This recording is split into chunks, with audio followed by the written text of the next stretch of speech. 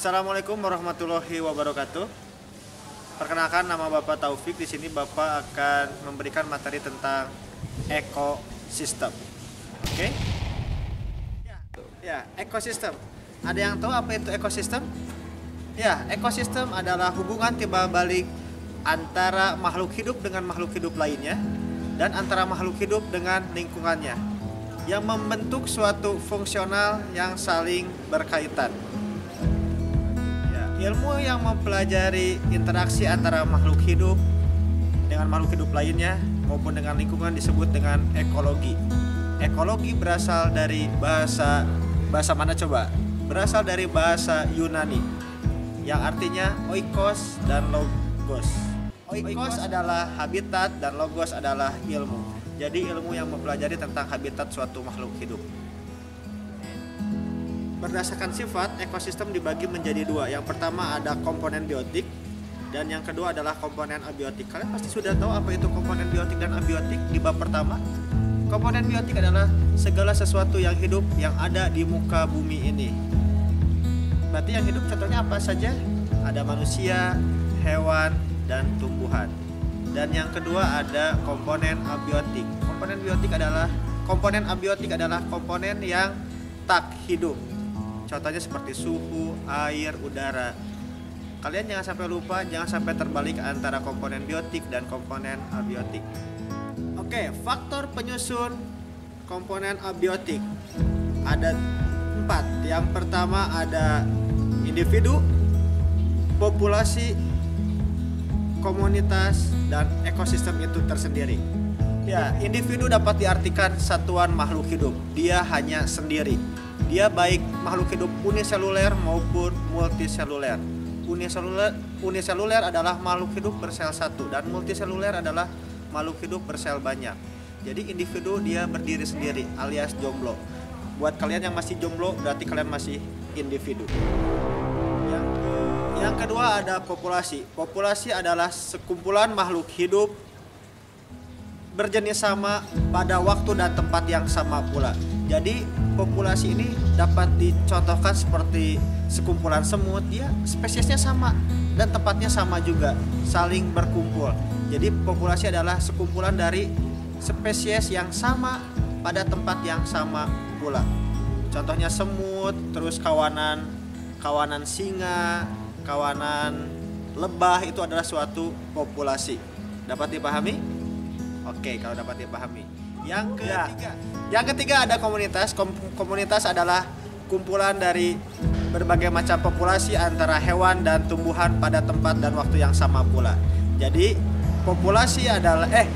komunitas adalah kumpulan antara berbagai macam populasi tumbuhan maupun hewan. Oke? Dan yang terakhir adalah ekosistem. Ekosistem itu adalah hubungan timbal balik antara makhluk hidup dengan makhluk hidup lainnya dan lingkungannya.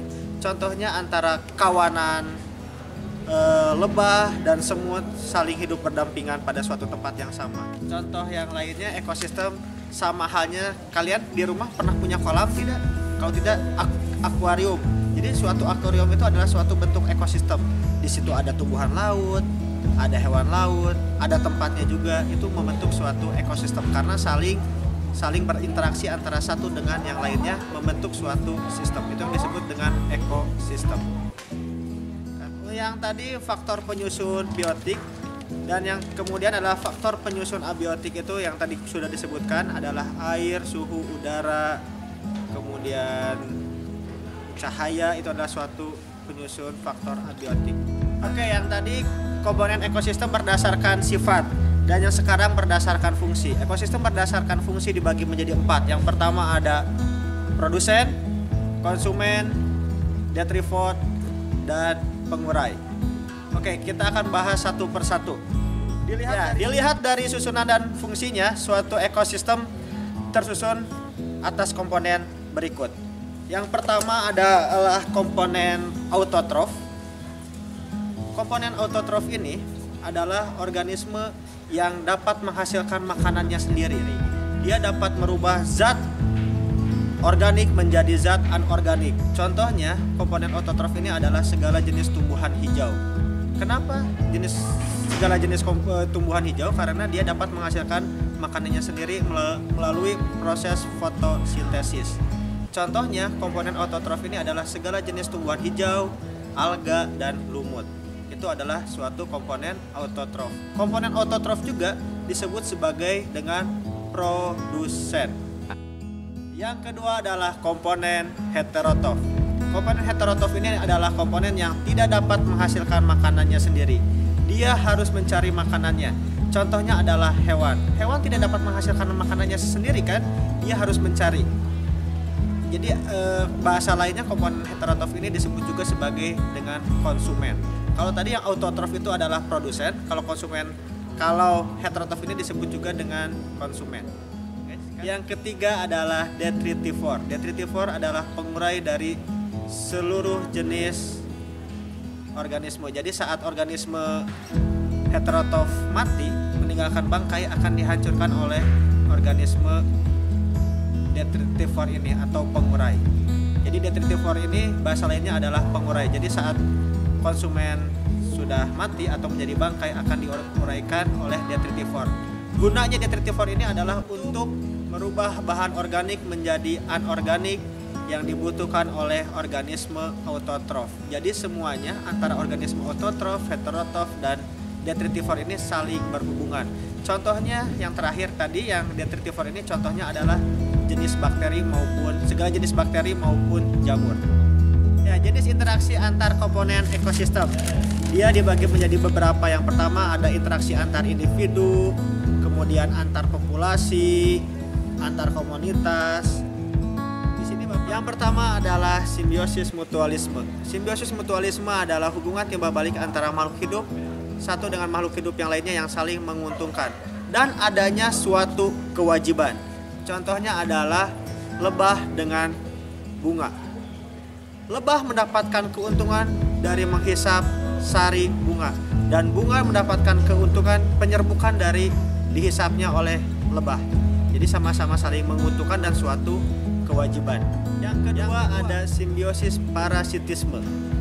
Simbiosis parasitisme ini adalah salah satu hubungan timbal balik, yang satu mendapatkan keuntungan dan yang lain mendapatkan kerugian. Contohnya adalah cacing pita di dalam perut manusia. Contoh yang lain adalah kutu di dalam rambut manusia.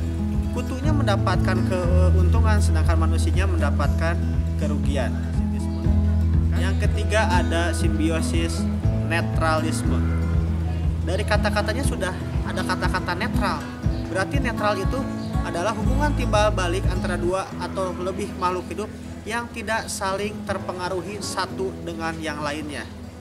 Karena bahasanya saja sudah netral, jadi tidak ada yang diuntungkan, tidak ada yang dirugikan. Contohnya adalah ikan dengan katak di habitat kolam. Mereka tidak saling mengganggu. Ikan tidak akan memakan katak dan katak juga tidak akan memakan ikan. Ya, tadi kita sudah membahas 3 simbiosis. Yang pertama ada mutualisme, parasitisme, dan netralisme. Itu mungkin 3 simbiosis yang kalian ketahui saat SMP. Selanjutnya ada lagi simbiosis komensalisme. Komensalisme ini adalah simbiosis yang salah satu pihak diuntungkan dan pihak yang lainnya tidak terpengaruhi sama sekali, atau pihak lain tidak diuntungkan maupun tidak dirugikan.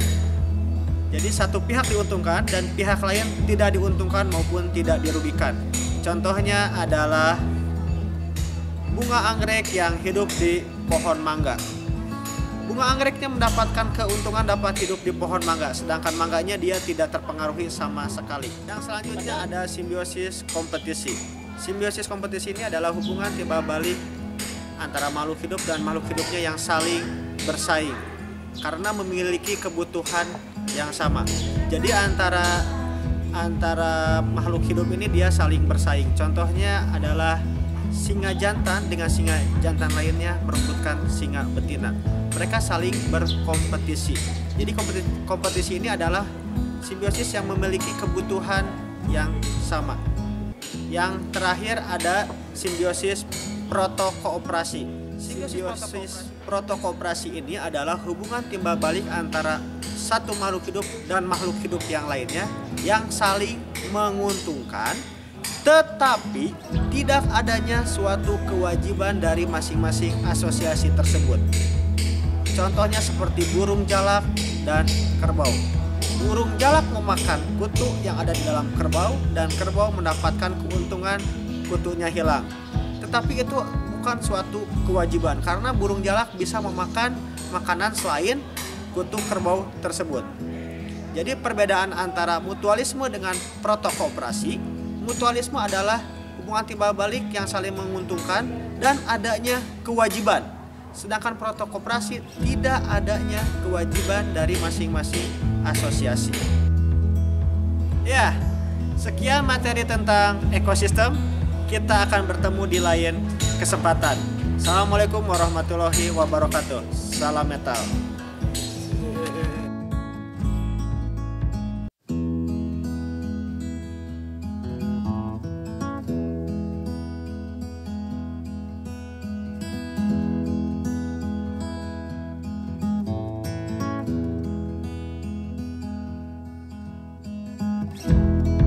Dari susunan dan fungsinya, suatu ekosistem mengalihkan dia sendiri.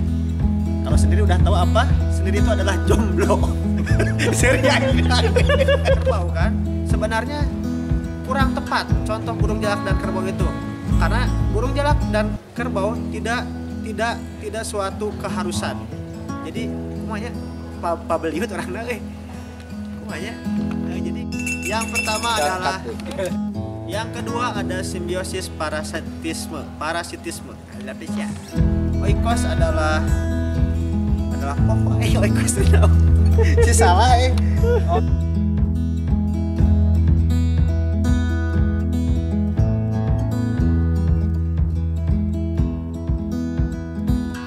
Contohnya makhluk hidup yang harus mencari makanannya seperti apa? Ya, contohnya antara lain. Itu lagi.